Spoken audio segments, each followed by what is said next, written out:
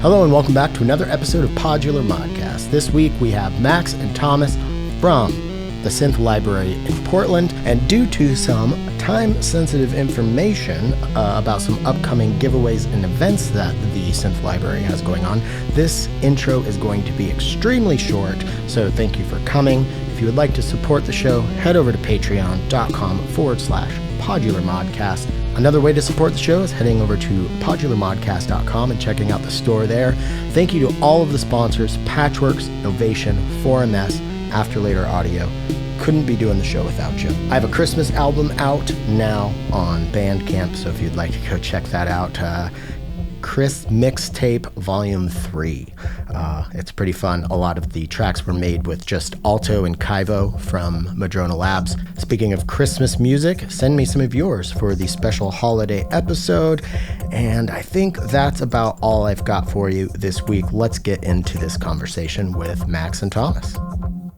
And it's rolling. We're here with Thomas and, as I like to say, maximum rock and roll. And I still don't know if that is just annoying to you or no, if that's something it's good. Okay. You have my permission. Okay. Certainly you. Other people, maybe not.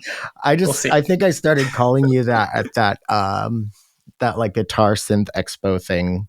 Yes. And it's like stuck in my head now. And like, I would call you that more often than I do, but I stop and it's like, dude, you gotta pump the brakes. It's just like it pops in my head. Don't worry about it. I like it. It's good. So yeah, I'm super stoked to have you both on the show. Thomas, I think we've known each other for going on close to 6 years now. We probably met at an early Seattle, one of the Patchworks type things, because, you've been working with 4MS for a while. And we've talked about having you on the show for a long time. And I think I've said this in the past on the show, but like definitely pre-pandemic, I was like, I want to just go down to Portland. It's too close to be doing them all online. I want to go take care of, like, I want to like book out a like an Airbnb for a week and just come and hang out with all my Portland friends and do podcasts with them. But then the pandemic happened and blah, blah, blah. That's my long-winded way of saying I'm super glad to finally get you on the show. And Max, obviously, I think you won me over. When did we meet? The first time we met, you won me over. Yeah. Probably at that other synth thing in Portland that was... Yeah, that one synth thing. That one synth. No, it was in that, like, it was called Waveform. It was like in that big... Oh, big place. Yeah. Is that where we met? The kind of atrium sort of thing. Yeah. I think you're right. I think you're right. But yeah. So y'all are coming on to talk about the Synth Library in Portland, which is something that was brought to my attention again early in this show's inception.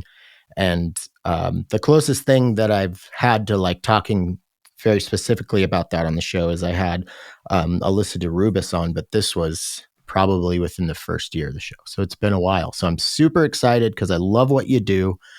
And we're going to get to all that goodness. But before we do that, because it's both of you guys' first time on the show, let's get a little background. So Thomas, starting with you, as early back as you want and in whatever way you want, tell me like the things in the journey, what's the journey for you to end up with in the world of modular synthesis and then with the synth library and whatnot? Well, I really enjoyed being in the womb and was kind of forced out as we all are. And it's the best in answer some ways yet. In some ways it's been downhill from there, but I should skip ahead. I did have my first existential crisis on my 4th birthday, but I'm going to skip past that too, because nobody needs to hear about that today. I mean, that's a good character builder, at least. I mean, that kind of, that makes sense from the sense that I get from you after hanging out with you a bunch of times is you're very like, you seemed very even keeled and calm and smart and sweet.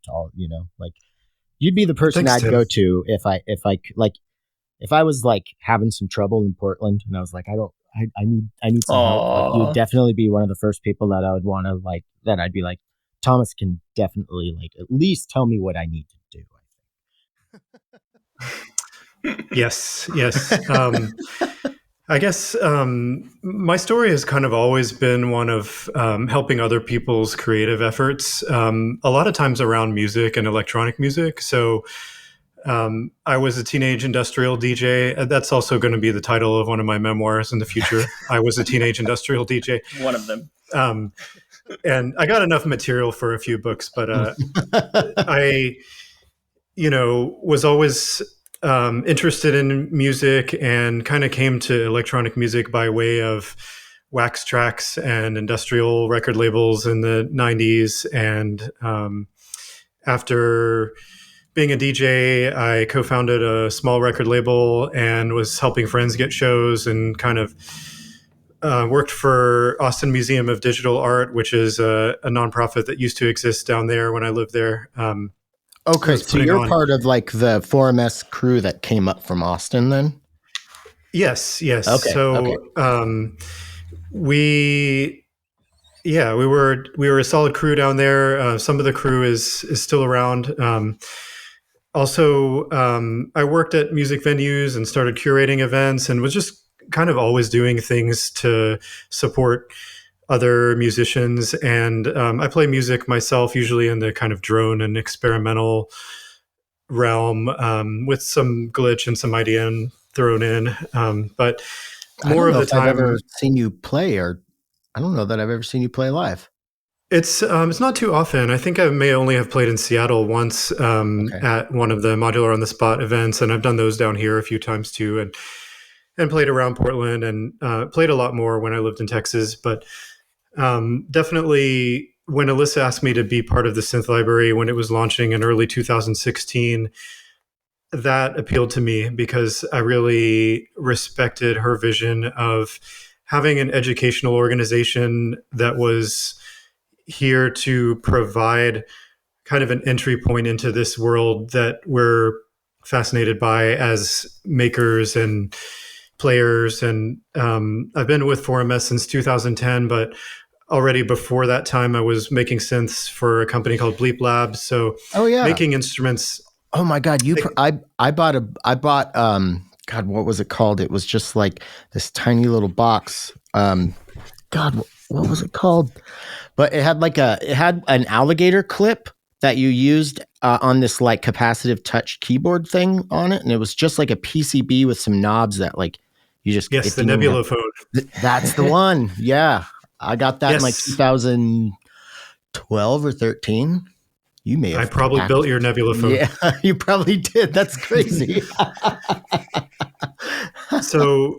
Of course, I'm interested in gear as a synth maker, but also I'm interested in helping other people get into this world. And we know it's a super expensive hobby for people. So part of the reason why Synth Library exists is to break down some of those cost barriers and make these things available. So I'm sure Max and I will get into it quite a bit more, but our programming in the last several years has been really focused on things like our synth lending program, which allows students to take gear home and use it. But before that, when we were located in the S1 space, we had our own recording studio set up and students could come to us for guidance. And it wasn't just a room full of synths. It was really an opportunity to learn from a deep community here of folks who are involved in synthesis in different ways. We all have different backgrounds and different synthesis philosophies, but we all have something to give and something to teach. So we are primarily an educational organization. Yeah. So I started off talking about me and immediately started into what is the Synth Library, because there is no me anymore. There's just my work for the Synth Library. One amoebic organism. Really quick, actually, Thomas, can you maybe move that mic to where it's like more in between you and Max, because the signal's really good and I'm getting some real plosives on your P's.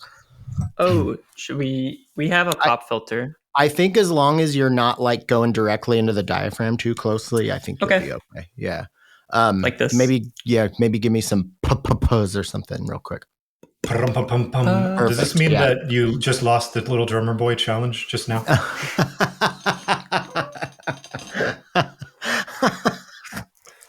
Oh, fucking A. This is great. I'm already having fun.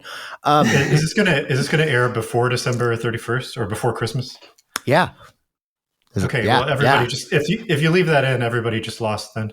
I will definitely leave it in for that reason, and because I'll probably forget that I need to edit it out, and then it's a whole thing. But did you ever work at Switched On? I never actually worked at Switched On, but I definitely knew all of those folks, and we're psyched to have Guy Taylor, one of the former co-owners of Switched On here in Portland, now working at Control Voltage. Nice. Yeah. So when I was starting the show, I wanted to record a bunch of conversations before I released it, so I wasn't like trying to record them after. So I had I think I banked like 10 or something, and I think the fourth one I ever recorded was with Chad Allen at Switched On because I just happened to be going to Austin and I found out about it and reached out, and I walked across town, and it was just it was really, really cool. So yeah, and because what is it? Is it John Mike from Bleep Labs? He has two first names that he goes. Is it? Yes, John Mike is correct. Yeah, I think he was working there when I was there or something. But Okay. that's a whole tangent that I definitely didn't need to bring us on. But so did you grow up in Austin? Yes and no. I guess it depends on how one measures when one reached adulthood. But yes and no. Okay. I was there for a long time, and it's an amazing city. There's such a great synth community, and several synth makers have made their way from there to up here in the Northwest. And there's a few folks still down there carrying the torch. But yeah, I'd love to get back when I can. Of course, I say that, but now it's coming up on 6 years since I've last been to Austin. But overdue for revisiting friends there. Yeah. Really quick before we get to Max's backstory, I'm just kind of curious, was there one musician or song or band or something that that kind of sucked you into is there one thing that you would say is maybe a catalyst that led you into this world that you are meshed in, that you've dissolved into? Because it sounds like you there's no Thomas anymore. It's just, yes, I have become synthesizer. Yeah, I guess in a way, there's one formative memory from my childhood in the 80s. I didn't get to spend enough time with my dad, but when I was spending time with him, he was heavily into music. And so he would crank up the radio in the car and play, music that he had been really into in the 70s. So it was already 15 years old at that point, or 10 years old, but it was still fresh for him. And so I got into a lot of good music from back then. And I remember one particular drive when he heard a song come on the radio and he said, "Oh, wow, this is that song that has a killer synthesizer solo. You got to hear this. Listen to this." And he turned up the radio, and the song was Frankenstein by Edgar Winter. And there's a really ripping solo in the middle of that's ARP 2600. And that was probably my first conscious time of knowing this is what a synth can do. And, I must have been 7 or 8 or something like that. And I'd heard synthesizers in music before, but this was a time when it was really at the forefront. It was doing the solo. It wasn't just in the background in the mix somewhere. And that's a pretty rockin' song anyways too. So yeah, it's a great one. So many years later, I bought Edgar Winter's ARP 2600 from someone else who had gotten it from one of his roadies. And I got real excited about it because it's an ARP 2600. They're exciting. Yeah. And I called up my dad and said, "Hey, I got Edgar Winter's ARP 2600. Remember that time that you were playing Frankenstein for me when I was a kid? And you pointed out the synth solo." And of course, my dad, who's in his 70s now, was just like, "What? I don't remember." That's a pretty cool story, man. Oh, that's awesome. I'm glad I asked. So guessing you still have that. Yeah. Still in the collection? Yes. Never through cold, dead hands. I never saw anything. I filled a room at home full of synthesizers and nothing ever leaves. It's a black hole. All right, Max, your turn. All right. Where'd you grow up? I want to know. Yeah, Springfield, Missouri, Southern Okay. Missouri, super wonderful.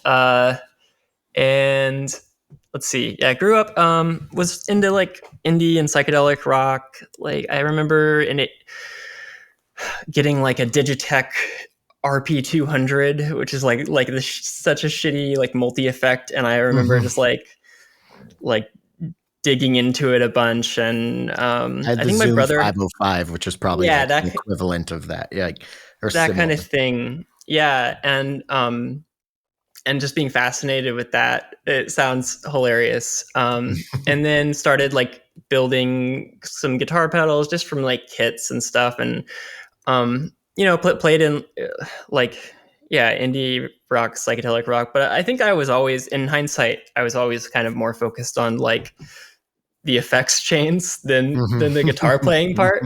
Um, and yeah, I got into Ableton around like 2011, and kind of from there, kind of built these like um, sort of live looping setups with tons of MIDI controllers, and sort of recreating like a hardware environment in Ableton. And then, of course, you can never be satiated. So I think I actually went to the Synth Library in 2016, and because I was curious, and I did like a buka class, and like I went a couple times, but it was too much for me. I was like too intimidated, which in hindsight, I try to use that experience as a guide to what to do when approaching new students, because I think there's like this super potent intimidation factor that comes along with synths, especially with modular synths, and I just want to try to burst that bubble as much as It's possible. so funny, yeah, because I think it makes sense intuitively, like if you're not into it and you look like just looking at what's behind Yeah. you, that looks I mean, that is a lot of stuff and it looks insane. But it's so funny to me that from my experience and a lot of other people that I've talked to about this, you know, it's intimidating from the outside, but it's like I've never found a more like open and welcoming and loving community. Like Yep, that's the especially paradox. coming from like rock music, like playing in, rock clubs and stuff and sharing a green room and a case of PBR with other bands. Like I remember just trying to spark up conversations with like people that are on the lineup with my band, thinking like, hey, we're in this together, and just get like just too cool for school. And I was always just so blown away. Like, aren't like, you don't want to like, we obviously both love the same thing. Don't you want to like talk about it together or something? I don't know. It's very weird, but yeah. Yeah, no, I definitely have had that same experience, and that's why I want to break that barrier, let them come into to the welcoming environment, because it is like, you go to hardware electronic shows, people are just happy to like have other nerds to talk about this shit with, but it's Mhm. also like a great way to meet people, and that's how I got started with the library. And yeah, so then I got into Electron gear, and then I needed to modify my analog 4 with an oscillator. So then I got like I was just gonna get a couple modules. This was Yeah, before the pods that's what came out. everybody says. It Just was gonna get before a the couple. pods came out, so it's Uh-huh. like this like cubic, the Oh tiniest dope for yeah. case, really Uh-huh. cute. Another one. Yeah. And then, yeah, I don't know.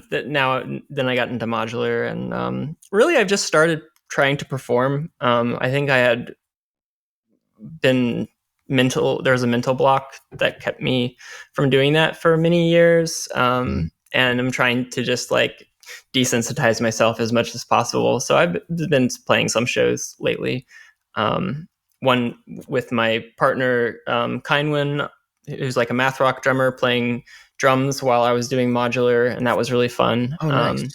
And yeah, and I came on as a staff member for the library at the beginning of this year, and it's been really great. I think this is, compared to last year, we've been able to expand, just having like some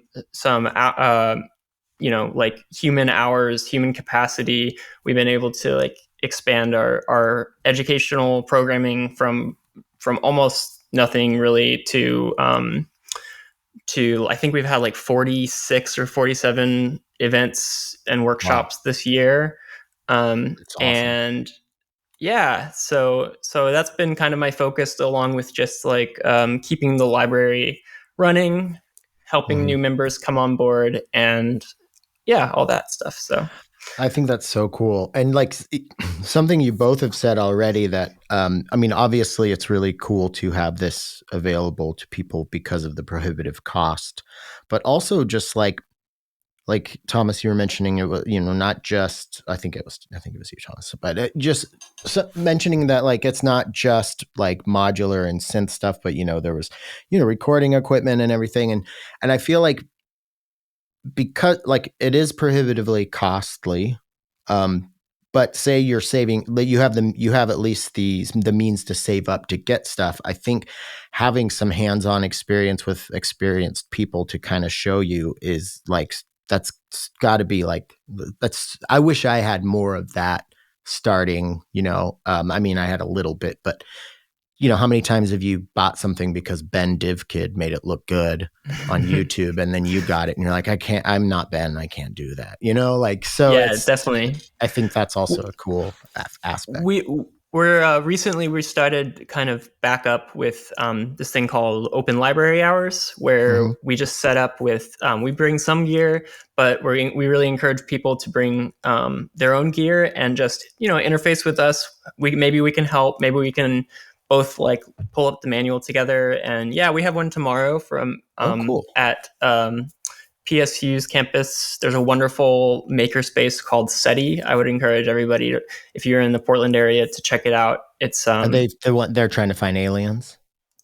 yes, exactly. I think it's like what is it? Creative Emergent Technology Institute or something like that. Yeah. Okay, but cool.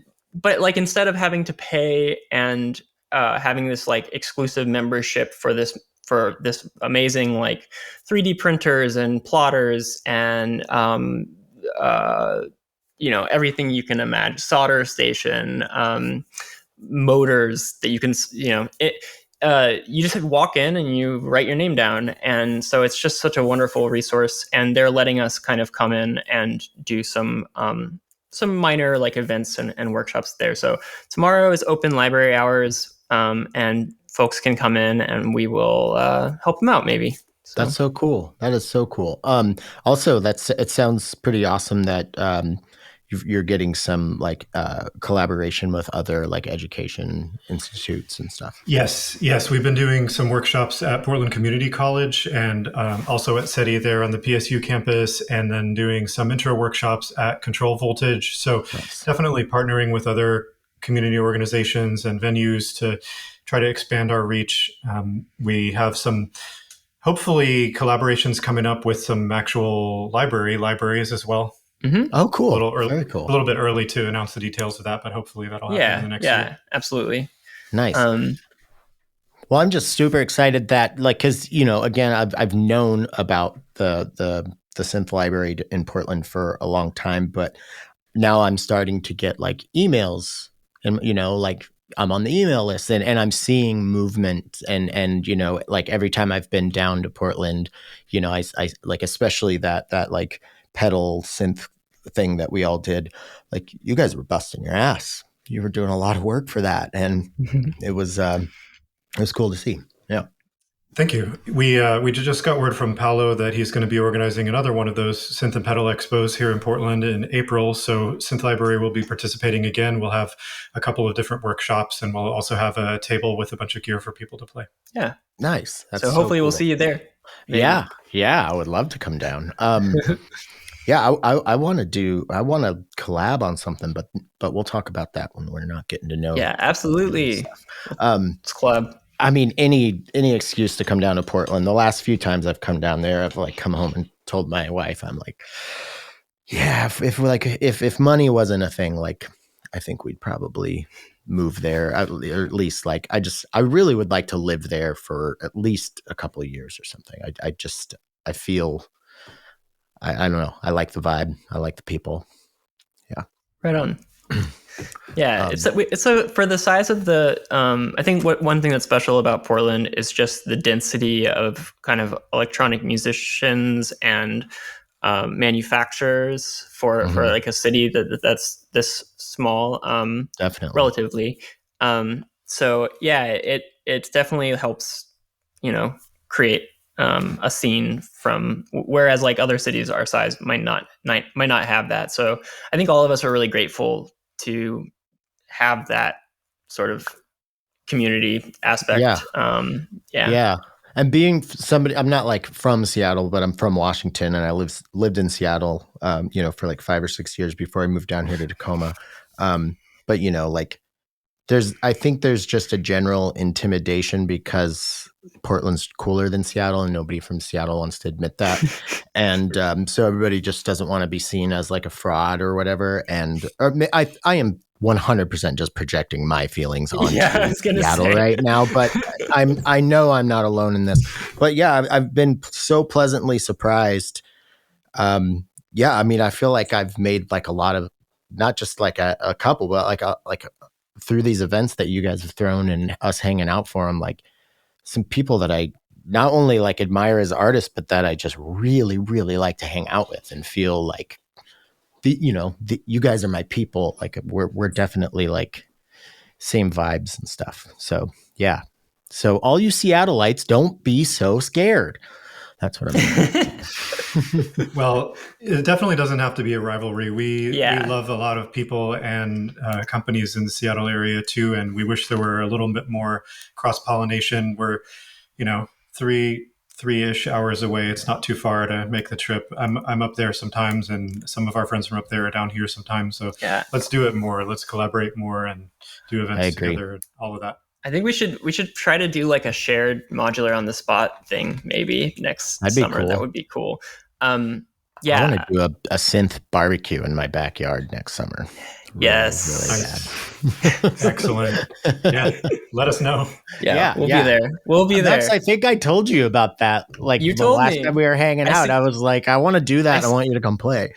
I suggested that we do modular karaoke too. So right. Yes. Load up some MIDI files and get like 4 people playing different parts. Oh my God. Fun. I love karaoke, so that could be dangerous. But yeah, we have lost the thread. But yes, sorry. I have lost. I am not steering the ship, and that's my job. You're doing great. This is perfect. Emotional support. Okay. So, I mean, we've obviously alluded to what the Synth Library is. I think if anyone listening right now, like if they had any questions that you think maybe you haven't addressed before we get on to like nuts and bolts, like what's going on like in the immediate future, like elevator pitch type stuff. Did that make sense? Well, what was the question?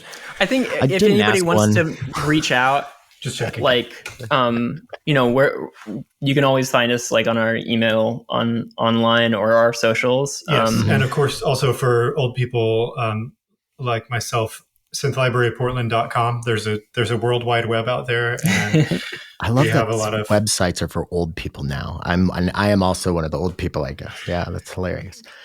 We don't have an app, but we do use Instagram, and definitely we're actively doing stuff all the time. So we encourage everyone to sign up for our email list and keep in touch with us on social media as well and find out what we're doing.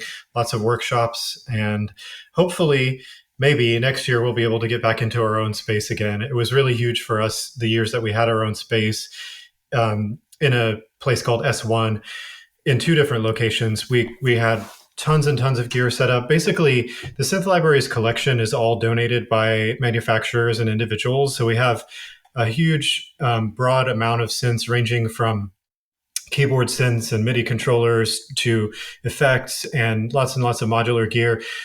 Our professional connections in the Eurorack world have led us to receiving a lot of really great donations of modular gear. So we put together cases, and when we had our own space that all of this was set up permanently in, it was a lot easier for us to invite students to come to us.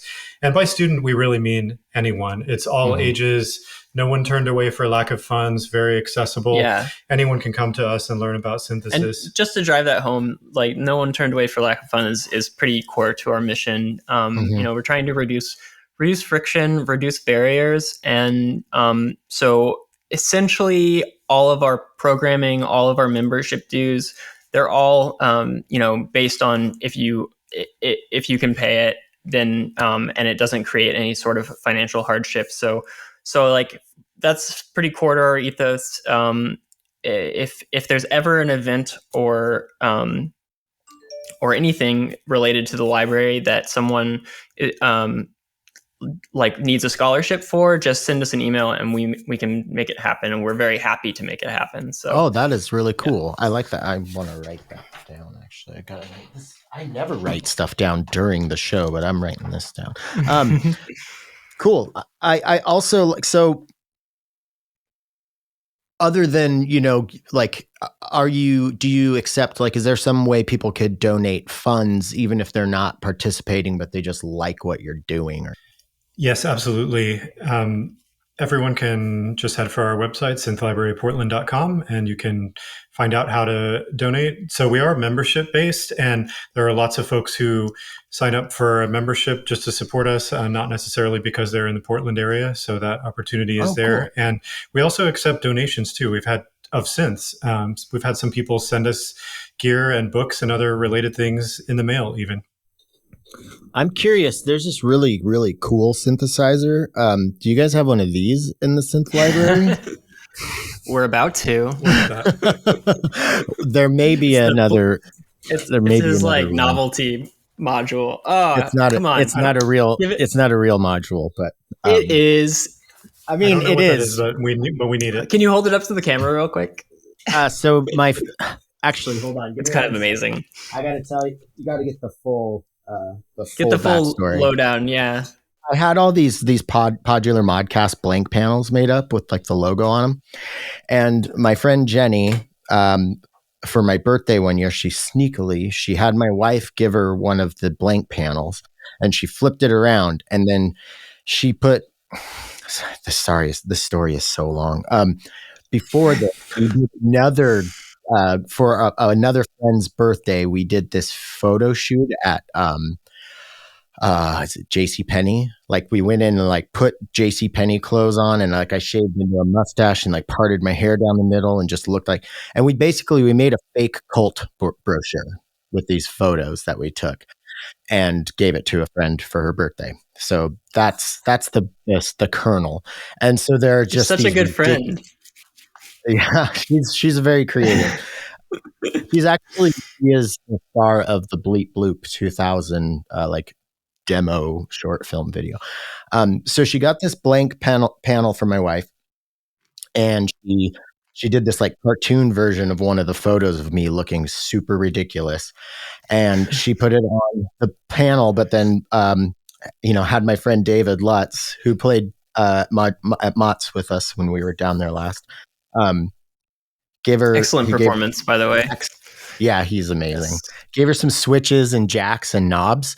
So she basically put this is the actual module version. It was never going to be a module, but yeah, she put a switch in a really funny spot and named these, like, apparently this is her interpretation of what modules like sound like with all these nonsensical words. And she kept telling me, like, you got to make it into a real module. And I'm like, I'm not making a module with a switch, where it is. Like, I'm not doing that. That's ridiculous. And I started working with Afterlater, and Lenny at Afterlater was like, we could make that into something. And I was like, you would seriously release that? So it's just 4 oscillators that can that go from LFO speed to audio rate, and there's one output, and you can crossfade between different waveforms, and there's like a VCA, and it's a fun modulation source, and you can make some cool drone stuff on it, but it is not, unless you really like the artwork, it's not worth the real estate in a modular case. So we just did it like made 100, and that's it. But I do have a new module coming out that I've already announced. Ooh. And I want to tell you about it because if I can, because it's not totally up to me, but I think if I can, I would like to donate you guys a version because it actually is a very cool and useful module. This is called Keanu. This is a matrix mixer. Get it? Okay, I'm with you. But it has 4 onboard modulation sources, so you don't have to have external modules to use it. 2 function generators. Channel 1 and 2 are function generators. Channels 3 and 4. There's basically like these 3 different oscillator cores that are not linked to each other. And they kind of create this like meandering voltage. So you can set the frequency that they're both based off of with one knob. You can add slew to that individually. You can control the slew and the frequency via external control. There are end of rise and fall trigger outs for both function generators, VCA inputs for each output. So you can send an envelope to them, bipolar or unipolar switches for each. And then, of course, they all have inputs so you can break the normal connection from the onboard and use any external stuff if you want. And it does do. That is fantastic. It passes audio. I'm all about matrix mixers are the secret sauce, and they're so cool. But they're just so big. You have to have 4 other modules with, so I feel like a lot of people who have smaller cases, especially, talking about when, it is so prohibitively priced.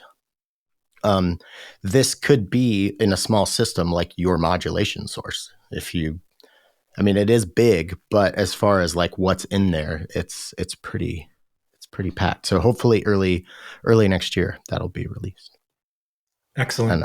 Yeah. Well, speaking of time-sensitive things, I forgot to mention that Synth Library is participating in a campaign that's been going on for a month, and it also runs until the end of the year. And it is the Willamette Week Give Guide campaign.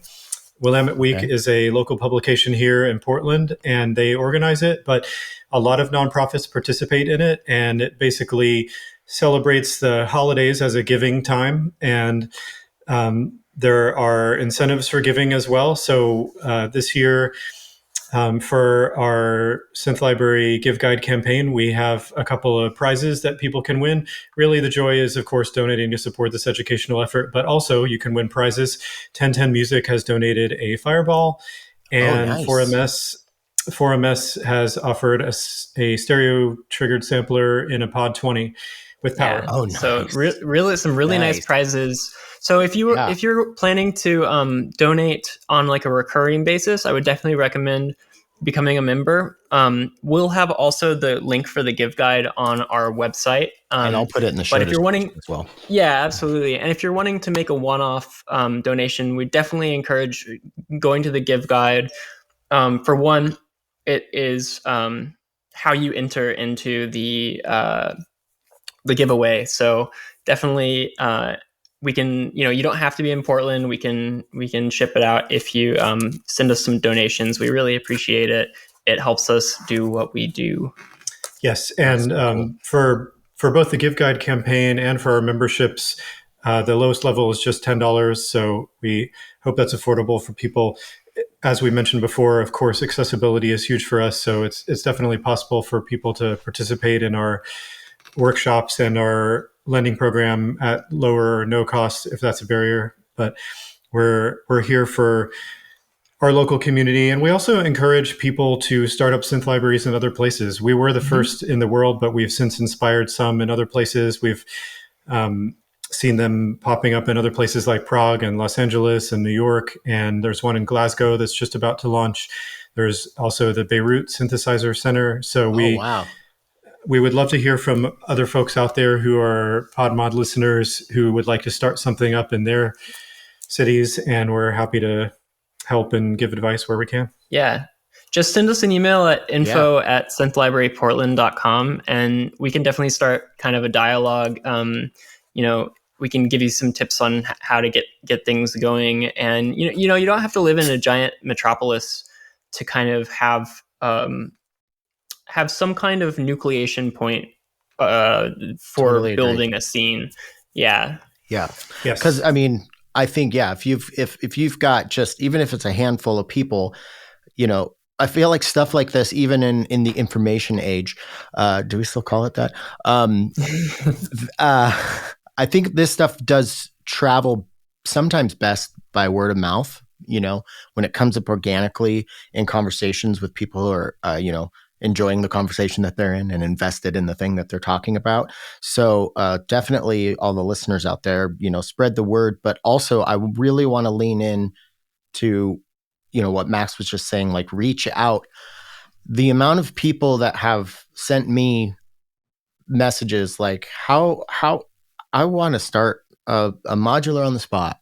How do I do? And it's like, I'm not the person to ask. Max is actually the person to ask on something like that, but just do it. And don't be intimidated about reaching out, because again, everybody's nice. So like, I know that feeling, because I've had that feeling when you're out there listening, like, oh, that's something that I would like to get involved in, but you know, who am I? And you know, a bunch of other people are going to do it. So like, don't think like that. Like if this Yeah. sparks anything in you, get involved, because this stuff is very rewarding. Like, you know, just I can tell the anecdote of just being in that same spot. And 2 summers ago, like there wasn't really a modular on the spot happening. And I remember just thinking to myself, like, it's such a shame to have, you know, so many people in this area and not have a modular on the spot happening. And I just remember thinking to myself, like, if I don't have any experience with event planning, but if I don't figure something out, then it's just not going to happen. And so I was very helped out by Kevin Meyer, who's wonderful artist named Trust Anchor. He's fantastic. He's been Musician on the show. It's been and a while, but yeah, giving Kevin, to the community. great guy. Yeah, like one of the early episodes for sure. And Mhm. so we kind of paired up together. I was like, "Can you show me the ropes?" And slowly, like, the idea is like he still helps out. He has the PA, provides that, but you don't have to know what you're doing to set something up. So that's all I'll say about that. So It could be a great way to learn how to do the thing you want to learn how to do. You know, that's one of the reasons I started the yep. podcast. I was so into modular, but I was so new to it. I just wanted to learn as much as I could and wanted to talk about it constantly. So, you know, a very strong argument could be made that I was the last person, at least in my head, you know, what was keeping me from maybe not wanting to do it. I'm not, who am I to do this? I don't even fucking play this instrument, but I'm glad I did. And so, yeah, just Yeah. don't let those kind of things stop you. You know, just things happen because people make them happen. And if you're sitting around waiting for, you know, whatever to like, it's not, that doesn't fall in your lap. You have to like put in the work to do it. And if you want to do Yeah. that, you will find your people, you know? I will say Yes. you don't have to be this super gregarious, you know, outgoing, confident person to do it. I know I struggle with anxiety and depression, and I know you've talked about that on the Mm-hmm. pod, and so that can definitely create or amplify the sort of imposter syndrome. So we totally get it. You just have to kind of work through that. Mm-hmm. So Yeah. Yeah. And it's just like we've already talked about it in the show, and it's something that every time I say now, I have to like caveat it with, I know someone out there is tired of hearing me say it, but like seriously, this community is so welcoming that like if you are somebody who suffers from like you know, social anxiety, depression, and all that kind of stuff, like this is a great place to try to, you know, ease into some, you know, pop psych term here, warning, but you know, like some exposure therapy, because this is going to be, you're going to find your people, because we're all weird and we're all awkward and in our own ways, and it's yeah, you're just not going to find any rock stars or any like super crazy assholes, I don't think. You know? Also, just as an aside, I just want to say, like the podcast you did somewhat recently with R. Binney, Mm-hmm. really deep and beautiful, and I think I was tearing up at points, and I think one thing is like this music, this world, this community can help people um, through those problems, and like have something in their life that um, you know is an outlet that provides beauty, and so I don't know. I Mm-hmm. think that's important. And I think, yeah, and also like coming at it from the angle like of the synth library, and if you want to get involved in there, like you're also not only are you like, of course, you're doing it for your community, and there's like, like there are, I don't want to say selfish, but there are, there are benefits for you, but you're also providing service for people who maybe, who like a lot of people who don't have the means to get into this thing. Like we need things like the synth library out there. So it's not just like tech bros who can get into this kind of thing, Like, Yeah, totally. So that's something to just touch on briefly. Like we definitely want to like focus on helping historically marginalized communities. And we can help tech bros too. We yeah, love I'm all sorry. kinds of all. All my Oh no best no friends are tech bros. I shouldn't say that yeah. word. It's just No, because I'm jealous. it's not like an either or. It's a Right, right. both and so like we do things like with our lending program, we have this window of time where you can reserve your synthesizer, and we have a 2-day window that's like an early window for reservations for Black, Indigenous, queer, people of color. Mm-hmm. So like any of those groups can kind of we want to like sort of help tip the balance into a more like representative, more opening sort of way, and also like I actually don't think that the synth community is that skewed in a lot of ways towards like bros, and I don't think so either. I was when I talking look about more the around. price point. Yeah. Yeah, and like booking modular on the spot, we had at over 50% like women and non-binary performers, and without having to try, it's like we're like an inherently pretty diverse community, and so we do try to like Yeah. push a little bit, but yeah, I want to push back on that conception that it's some like monoculture. Yeah. Yeah. No, I'm glad that I stumbled my way through how I like the wording of what I said to provide you with that opportunity, because I think that's a very important point to make, because I know, like, especially, we don't have to get into like the climate of the culture wars of our country, but I think some people can feel like, well, they're not going to want me to be there, and that's not part of it. So Right. if you're into synths, check it out. Like, And I think one of the things that we've been very great at achieving here with Synth Library Portland is that there really is a place for everyone. So we had one volunteer who joined us who's really into film, and then he put a bunch of time into starting a new branch of programming for us that was a partnership with Hollywood Theater here in Portland to do film screenings of documentaries related to synthesis. So that's an ongoing series cool. now. Holy shit. And then we've had I wanna other meet this person. volunteers. Absolutely. We have other volunteers who have found their niches doing different types of things. We started having regular free meetups about video synthesis and video art. So that's a totally related thing to what we were already doing, but it's something that we didn't really do before. So Yeah. now that's happening. And speaking of video art, I do want to shout out Matthew Rimpus, who who alongside Fang over here sort of created the lending program and kept the library, I think, from sort of dying during the dark days of the pandemic. And you can see him around town doing like hardware modular video synthesis, which I think is just such a cool, like, That's cool. such a niche, wonderful thing to see. So yeah, very something I've talented. always wanted to like dabble in, but just it's funny. I just realized this now, but I think I am feeling that like intimidation that I felt pre-modular, that I was telling everybody out there who may be feeling that. Don't worry about it. That intimidation isn't real, but I think I've had that intimidation with video synthesis. So like, same. I just learned something about myself.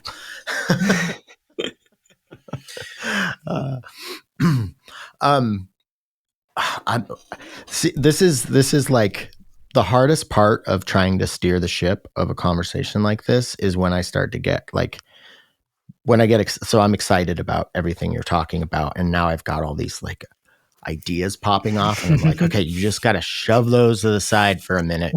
Got to focus. But yeah.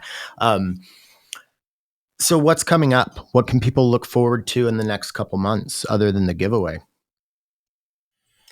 Well, we do have some workshops coming up. Just earlier this week, we did our last Intro to Synthesis workshop of the year, but there will be more of those starting up again in January. We do an intro to modular synthesis about once a month at Control Voltage, so definitely check it out. It's a good time. It's only $10, and we usually sell out. So when you see it, you should buy a ticket. Yeah, that's awesome. Yeah. That's so and cool. We've definitely been interested in inviting anyone who has any kind of expertise in anything related to synthesis to come and teach for us as well. Yes. We've had some success with some virtual workshops before, but of course we prioritize in-person workshops. So if there's anyone in the Portland area listening who would like to teach on any kind of synthesis related topic, we would love to have you.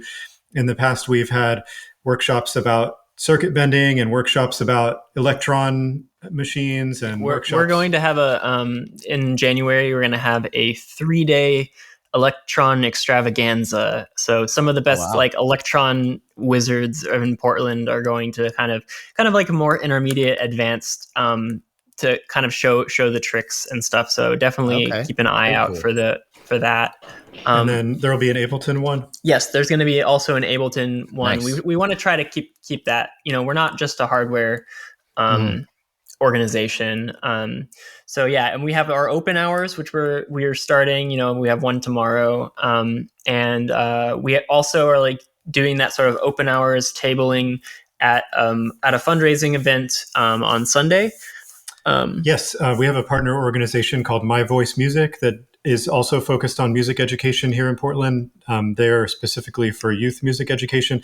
They have a big concert event coming up on Sunday where we'll be setting up a table with some gear as well. Yep. Very cool. That is so cool. This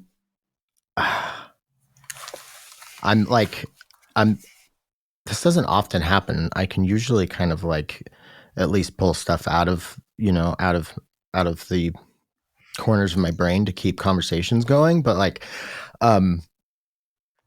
you're doing good. I'm just spinning. My wheels are spinning because I'm just so excited about all of this stuff. And I'm like, it's really making me wish I lived in Portland now. We were just talking about that. And I'm like, fuck, because I would really like to be more involved with something like this. Actually, Thomas, I think I was telling you, like, there's this building down the road from my house. And it's just this tiny little building. And it's been vacant pretty much since we bought the house, and it's for rent, but no one's using it for anything. And like the first thing I thought of, I was like, I would love to do a little like synth library thing there. And I just need to find somebody who knows how to like start and fund a nonprofit and then keep me wrangled and on track. So anyone out there listening maybe we could do like a whole West Coast chain, have people set them up like every 45 yeah, miles. totally. Then. I love that idea. So yeah, one thing that's changed this year too is we've been focusing on because it does, this stuff does take a lot of work and effort to put together. And so we've tried to expand our volunteer base, and we definitely reach out if you're in the Portland area and you want to get involved. And I think like your sort of rule of thumb is like, what was it? The amount of people that you need. You always need like more people than you think. Yes, that's the big advice that we've given to folks who have emailed us from other cities and say they want to start something.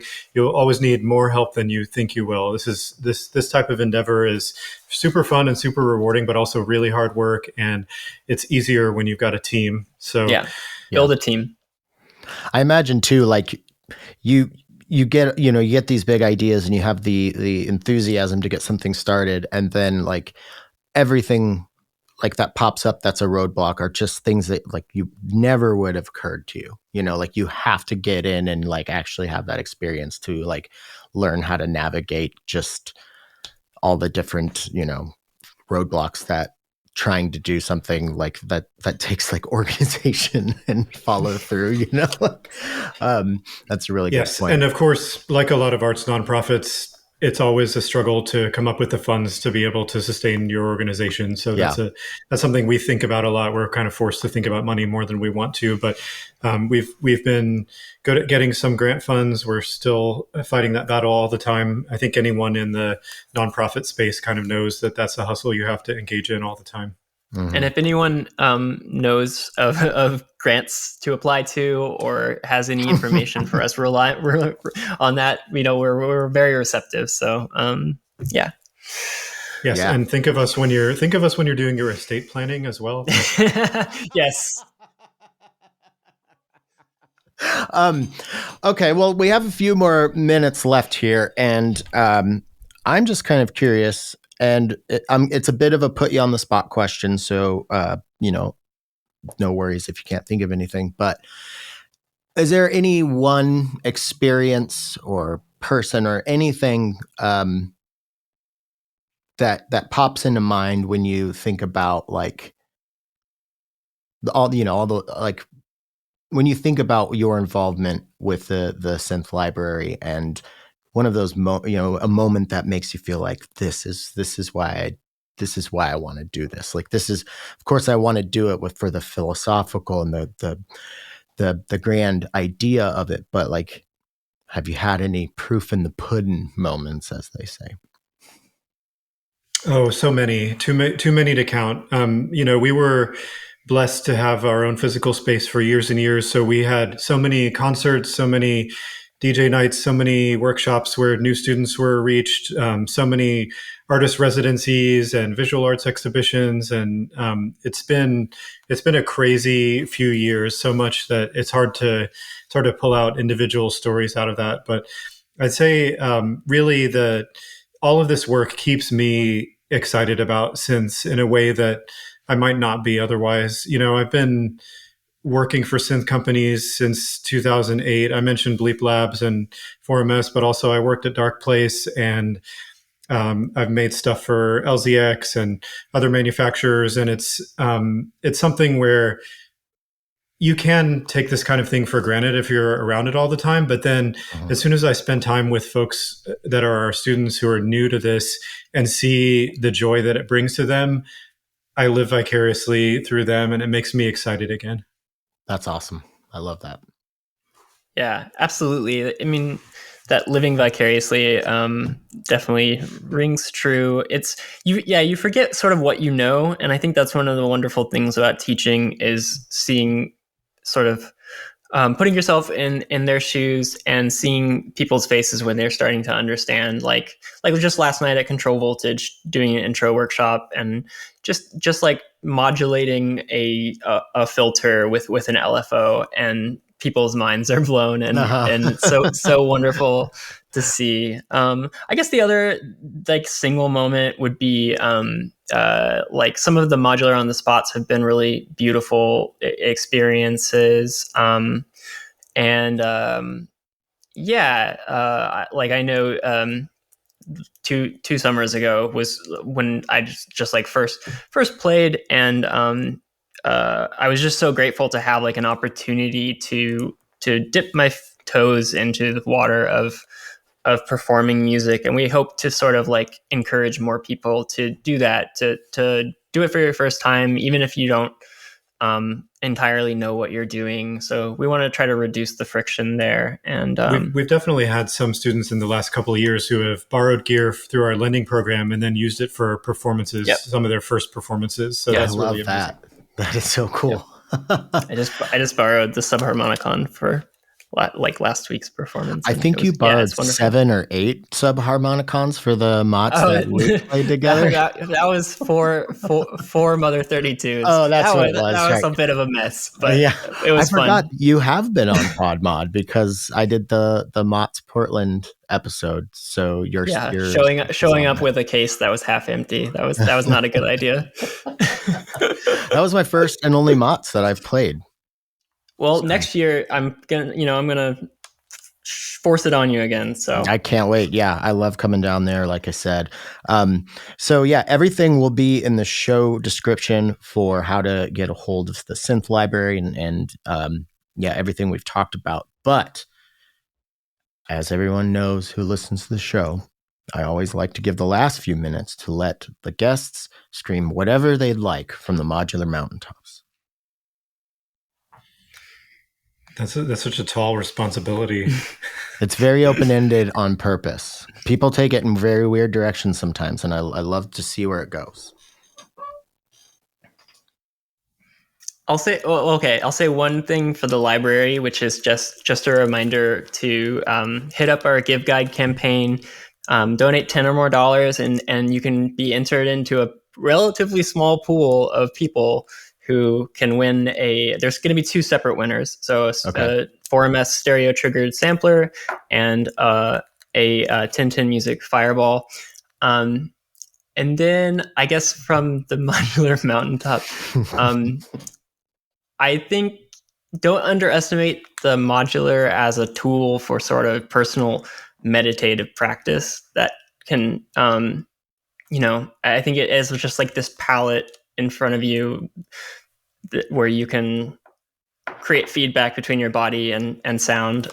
It can be a beautiful thing. So I've described it as a mandala. It's an exercise in impermanence, because once you wipe away the sand painting of cables, it's gone, So. Yes, that's beautiful. Everybody's relationship to synthesis is so different. I think my only advice maybe is to take in everyone's advice, but don't feel like you have to follow all of it or do things a certain way or someone else's way. There are people out there who will religiously say, like, you have to have as small a setup as possible and you can't just keep buying modules. Well, I'm here to say that that's fine for some people, but I also like the opposite approach, which is buy as many pieces of gear as you possibly can. And I also don't see a value in feeling too much pressure to have a product. I value the process more than the product. And so definitely. There are people who want to make you feel like you're doing it wrong if you don't have some albums released or you're not performing some number of shows per year. Or, I don't think that success has to be measured that way. I think you can have an amazing experience making music and not worry about whether it gets released or not, or whether it's finished or not, or whether it has some number of streams. Totally. I personally enjoy performing because it gives me a chance to connect with people in a space, but I could take it or leave it when it comes to like putting some music on Bandcamp or a streaming service. I don't know if someone's downloading an MP3 or how they feel about it when they listen to it. But if I play music in a space for people, then I can actually talk with them and see how it affects them and have more of a dialogue. Let go of your guilt if you don't have music out there, or if you're not playing shows, that's fine. Like, I think a lot of people have this unnecessary guilt built up, and it's completely artificial. You don't have to pay attention to that. It's not real. Yeah, life's hard enough as it is. Don't just pile that on it. Like, I totally agree with that. And that, as somebody who, at the beginning of and through a lot of my journey as an artist, was very concerned with how many people were listening or how many people are going to be at the show. No matter how many downloads I've got, no matter how many people have showed up at any show, I have never once got that feeling that I get when I actually have like a real connection with somebody through a shared love of something, or when I'm just really enjoying myself and not committing it to, some sort of digital tape or something, but really just becoming the process and just experiencing that that kind of mini ego death for a little bit. That's the business right there. That's the good stuff in my opinion. So I'm glad y'all mentioned that. Yeah, links to everything in the show description. And thanks again for coming on, giving me your time. Thank you, Tim. Yeah, thanks. Bye. All right, that's our show. Thank you so much for coming back to Podular Modcast. Thank you again to Max and Thomas from the Synth Library in Portland. Links to everything Synth Library Portland in the show description, along with our sponsors, 4MS, Afterlater Audio, Novation, and Patchworks. I got the new Christmas album on Bandcamp, link to that in the show description. And if you'd like to help keep the LEDs blinking over here at Podular Modcast, head over to patreon.com/Podular Modcast or podularmodcast.com and check out the store. This week's secret word is, let's just go right on the nose and do library. Until next week.